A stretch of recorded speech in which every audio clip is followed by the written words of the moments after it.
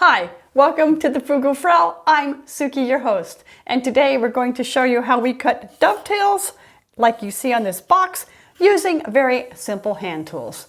But before we get started, please like, subscribe, and comment because it really helps our channel out and we really appreciate it. Now, by simple hand tools, I mean just an angle finder, a marking gauge, simple crosscut saw, mallet, some chisels, a bench knife, and at the very end, to smooth the dovetails off, a plane.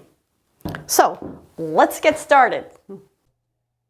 Dovetail joints are typically used for joining two perpendicular boards. It is very important to mark all the boards at the beginning. In our shop, we mark each corner with a number. This aids in accurate dovetails and their corresponding negatives or slots, and it assures a more accurate fitting. Since these are hand-cut dovetails, the negatives will be based on the corresponding positive dovetail. For example, in this photo, the dovetails cut at the number 1 position will be traced on the edge of the corresponding perpendicular board, which is marked with the same number, that is 1. The numbers are also drawn on the top edge of the boards to be joined, and this helps keep everything lined up correctly. The length or depth of the dovetail is determined by the thickness of the board to which it will be joined.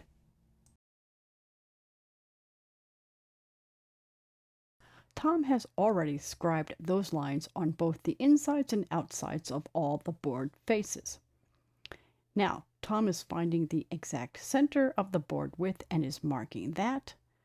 And then after that, he finds and marks the centers between each edge and that center line, as that will determine where the dovetails are placed.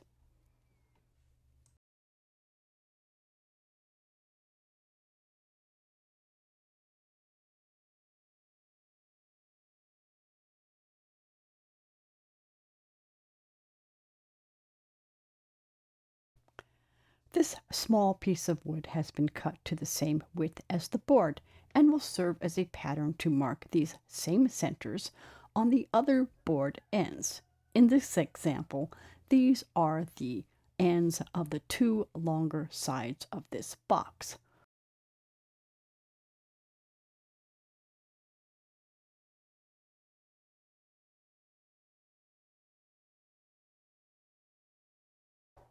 Now you can see that Tom is finding the centers between the center line and the board edges.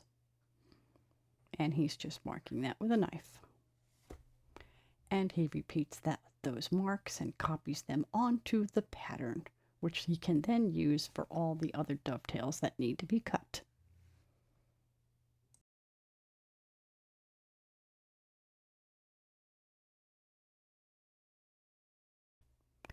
Tom uses a chisel to mark the two edge pins that are going to be cut out. And then he also marks the other pins by lining up a center line on the chisel with the center lines that he's already marked on the board, the center, and then the two sub-centers or 2/4. And the reason why he does this is because the pin bases and the chisel width are the same, and that makes cutting out the pins easier. Just a little hint. You might want to do that too.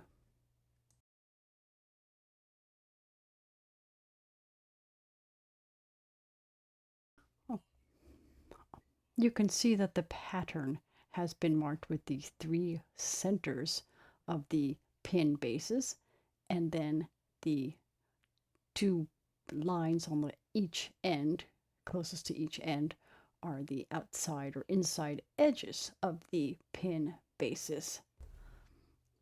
This pattern gets used on each end of both of the long boards that he is cutting the dovetails in. The short boards will be based off the long boards, and we'll see that later. Tom marks the middle or center of the width of the chisel, and that is so he can line that center line up with the 3 centers marked on the board already.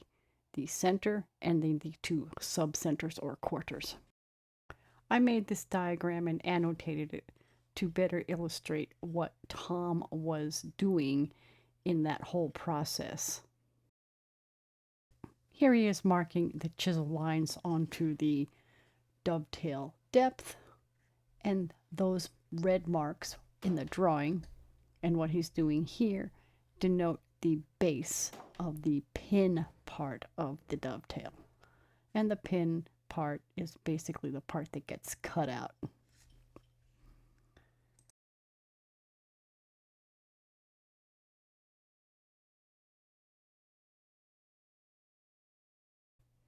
Here he is just scoring the vertical lines that denote the centers.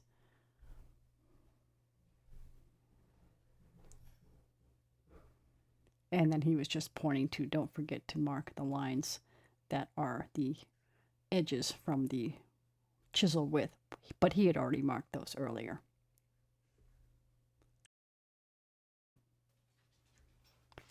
Tom is marking the dovetail and pin angles now, and he marks all the angles that go in one direction first, and then he flips his little angle finder over and just marks the reverse angle. Notice that at the ends, the dovetails don't come all the way to the edges.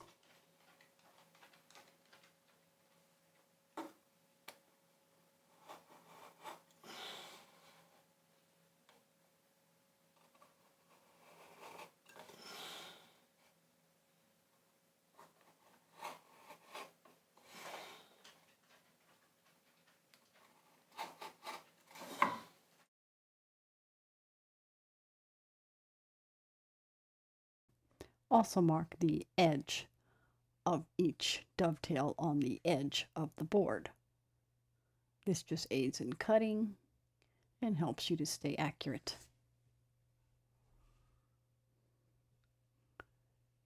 Make those cuts very square to the surface of the board and use a bench square to do this.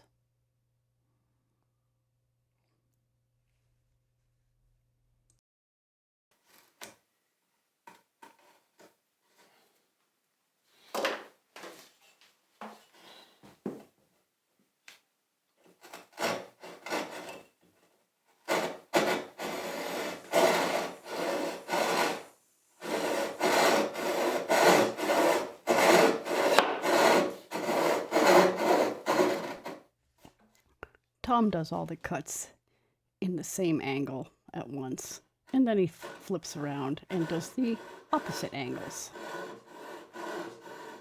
That's not necessary, but that's just the way he does it.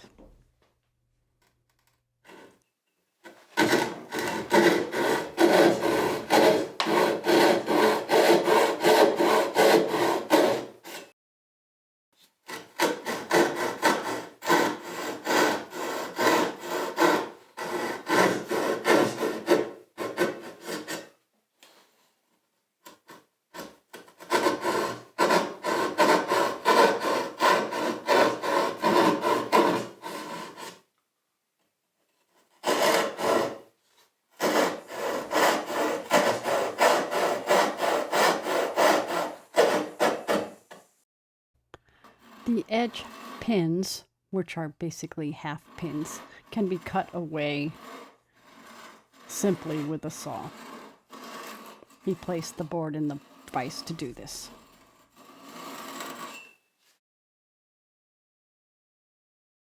All the saw cuts have been made and both edges have been cut away. It is now time to cut away the center pins, and these will have to be done with a chisel.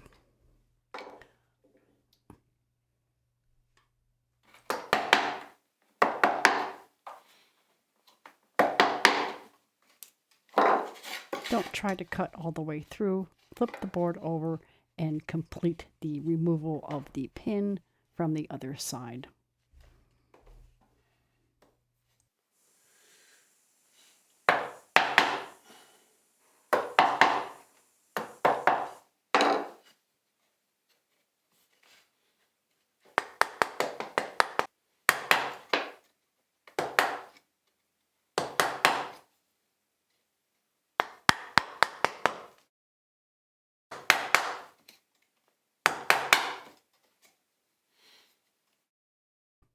Tom moves it over to a space in the bench to just knock out the waste that's already been cut.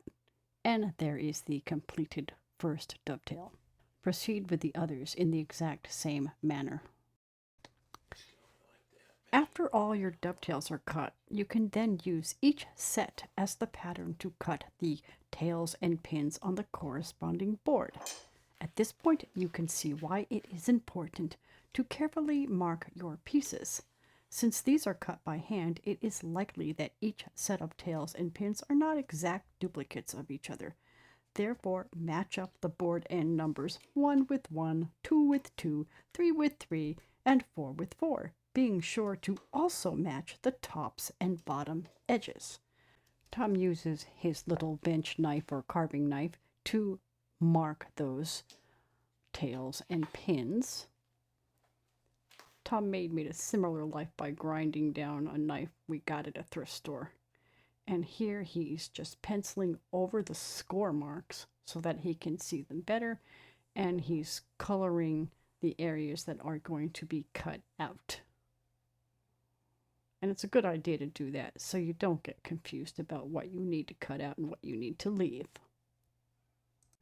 You'll notice that he placed the board that he's cutting next in the vise, and that's so he could accurately trace the other pins and tails onto it and line it up very, very accurately. And that is very important. He's just double checking here.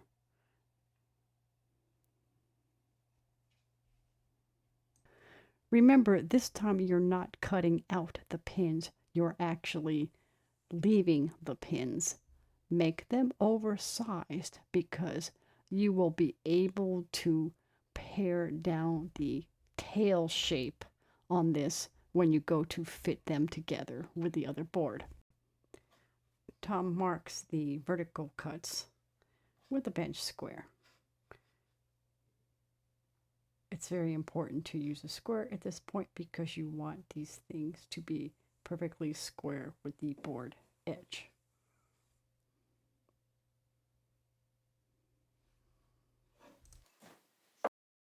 And again, he's carefully coloring in the areas that will be actually cut out. In this case, the cutouts are the dovetail shape or the tail shape, and the pins are the part that is left intact.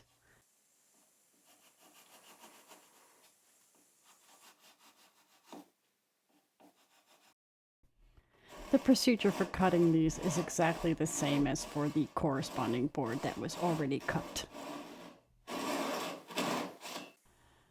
After all the saw cuts are made, it's time to chisel out the dovetails. Remember that these dovetails were cut a little bit too small, and that is so that they can be pared down very accurately when we start fitting the other corresponding board to this.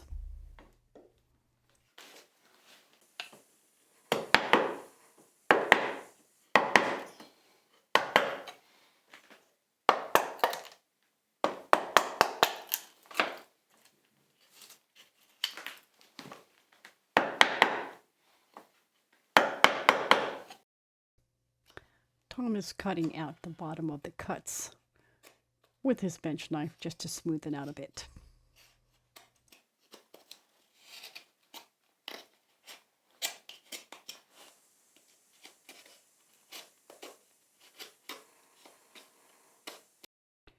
It is time to test fit the two pieces together, and that's the first piece he cut there, and he's got the second piece in the vise. And you'll notice you can see the little 1 in the front of the screen there. And he's paring it down with a chisel.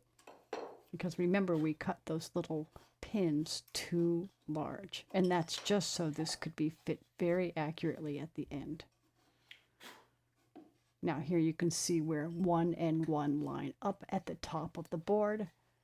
And you can see the arrow on the board in the vise points to the bottom of the box.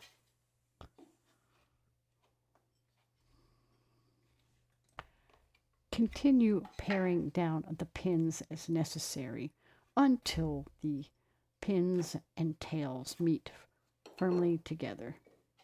They don't have to meet super, super tight. You just want them to have a good fit.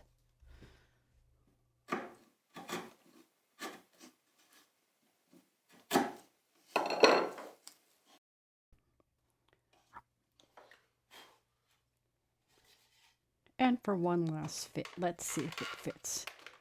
And it does fit, and it fits well. Firm, but not too tight. In the next video, we will show you how to make the box, and the box does have the 4 corners as dovetail joints. Please like, subscribe, and comment. Thank you so much for watching.